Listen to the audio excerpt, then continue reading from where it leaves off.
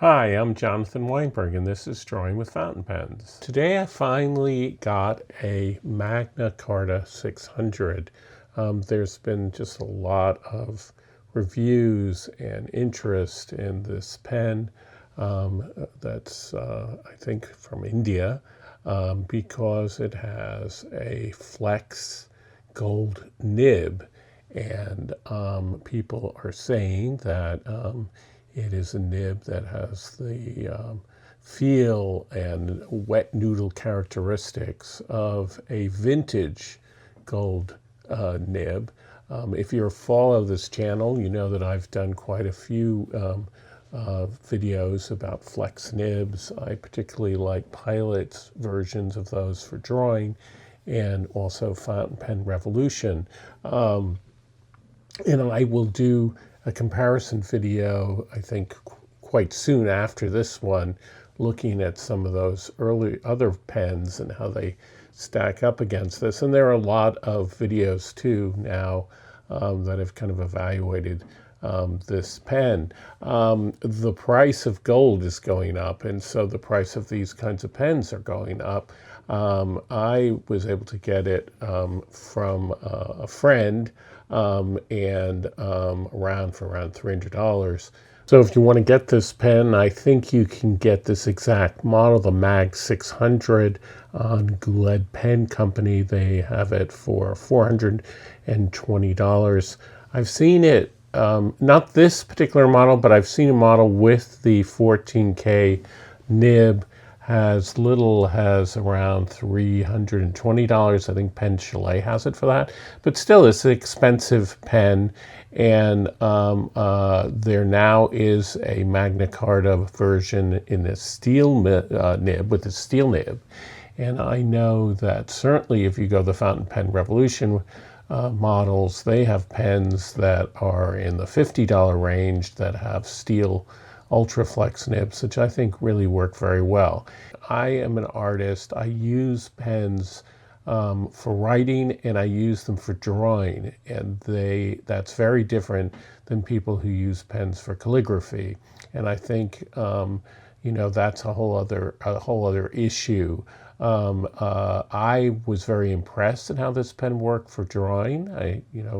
And I did some drawings at the end where I do some pictures of tulips. I draw with it, and then I watercolor, which is what I like to do, particularly such beautiful colors. It is very, very wet pen, so that is something to keep in mind, that you have to be very careful not to smudge the ink if you're using it for drawing. And I think for writing, that's also an interesting.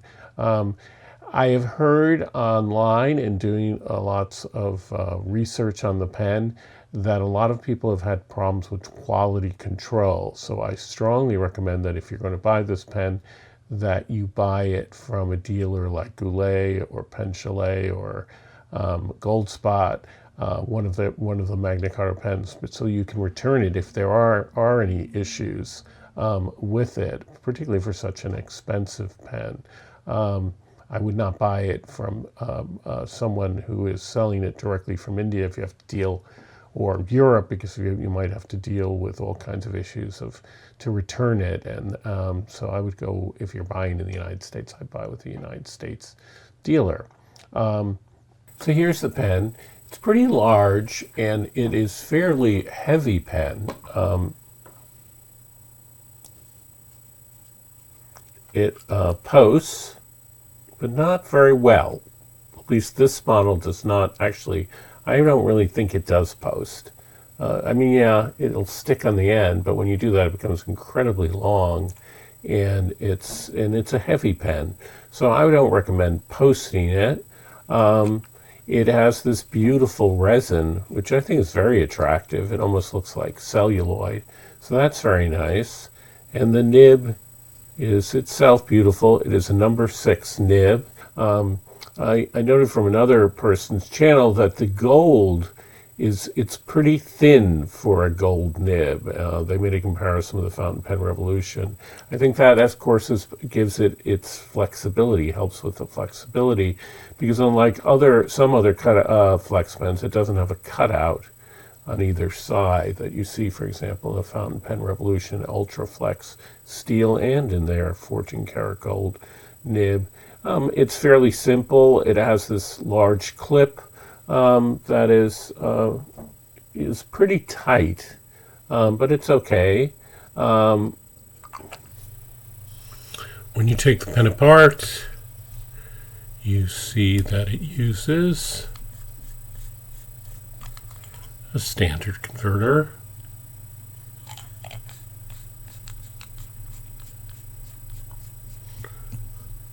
One criticism that you hear a lot about the pen is how many turns it takes to take the cap on and off. Over 3 turns, which is quite a lot. So this is a pen that is designed to look like a vintage pen, really.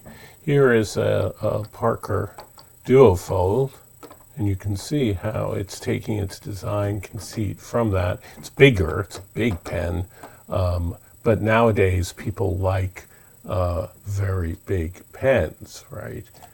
So you can see, so if you compare with the Pilot Metropolitan, you can see how much bigger it is. And it is bigger than a large Parker Duofold from before World War II. And then you can see how the resin has been designed to sort of evoke early well, not that early, a Parker Aromatic. I think this is around the time of World War II, maybe a little before that. So you can see how that is similar, the lines and everything, but how much bigger of course it is. This is a cool aspect of the pen, is that the nib is housed in a standard Jovo housing, so you can put it into a pen that is made for that. So here it is, for example, in an Opus 88. This is one of my favorite pens, the Demonstrator by Opus 88, and this is a pen that uses basically an eyedropper system, but it also has this kind of control in it so that if you take it on an airplane, you can sort of close it off so you don't get ink everywhere.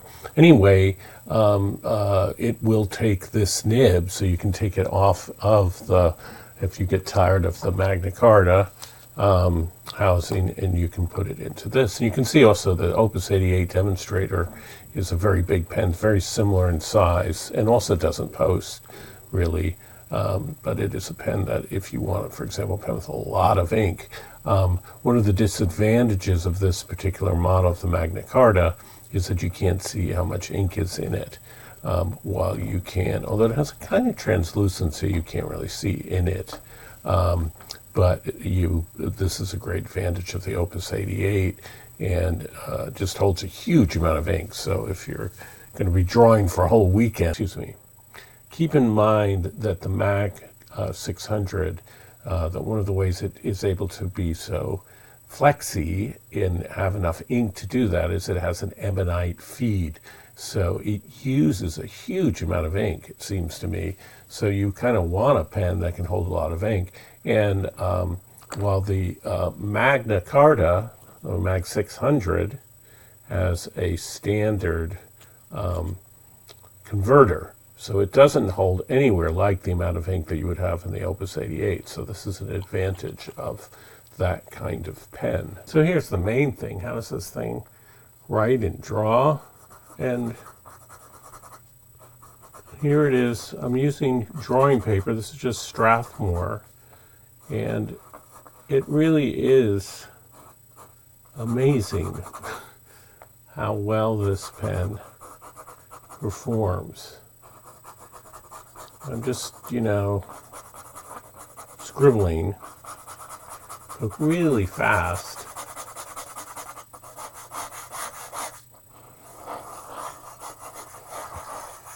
And it is not skipping. And it gets thick, and it gets thin, and you can do reverse writing. For it as a drawing pen, it really is quite remarkable how you can get pretty thin lines. I mean, it's not, I would say it's a fine line, not extra fine. You know, we're not getting, like Platinum has a pen that does extra fine. You know, as I do comparisons, we'll see how fine this is in comparison to the Fountain Pen Revolution or a Falcon pen, a Pilot. But it gets pretty thick and pretty thin. And it's not just that, it's just a lot of extra fine pens and flex pens are scratchy. This is, it has feedback, but it's really quite smooth. It was very pleasant to write with.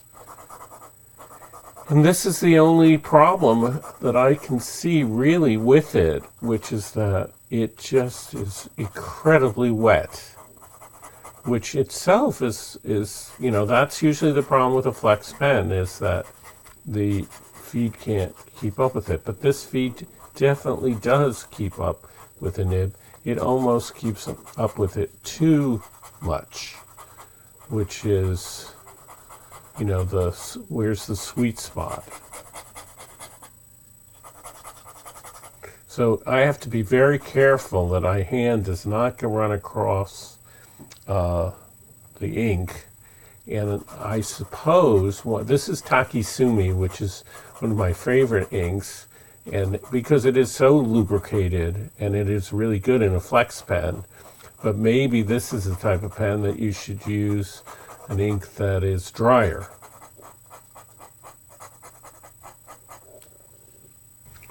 That is right. Now, I am not a calligrapher, so, but I'll do some script here.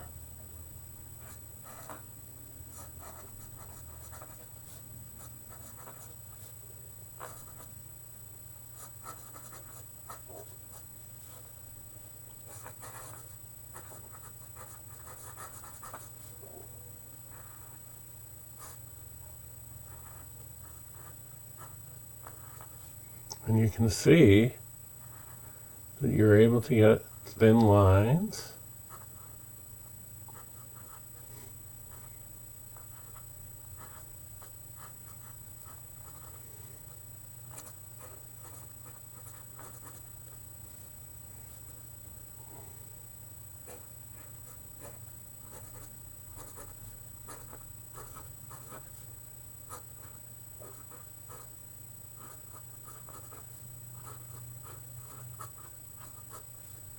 This is Takisumi, and this is Rhodia paper.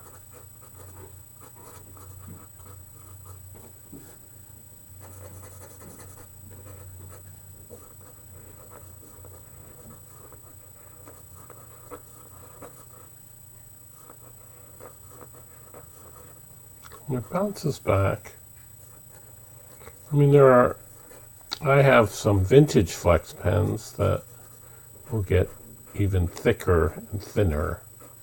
But this is pretty wide range. This is definitely going from a fine to a broad and beyond. And if you write with no pressure at all, this is how it writes. So with no pressure at all, I would say it's a medium almost. And if I put pressure on it, this is how it writes. So you're going to also have to use really good paper, because this is putting down so much ink. And some of my friends who do calligraphy say that it's a little harder to control this pen than other pens. But I think it's pretty amazing. And as I say, for drawing, I think it's terrific.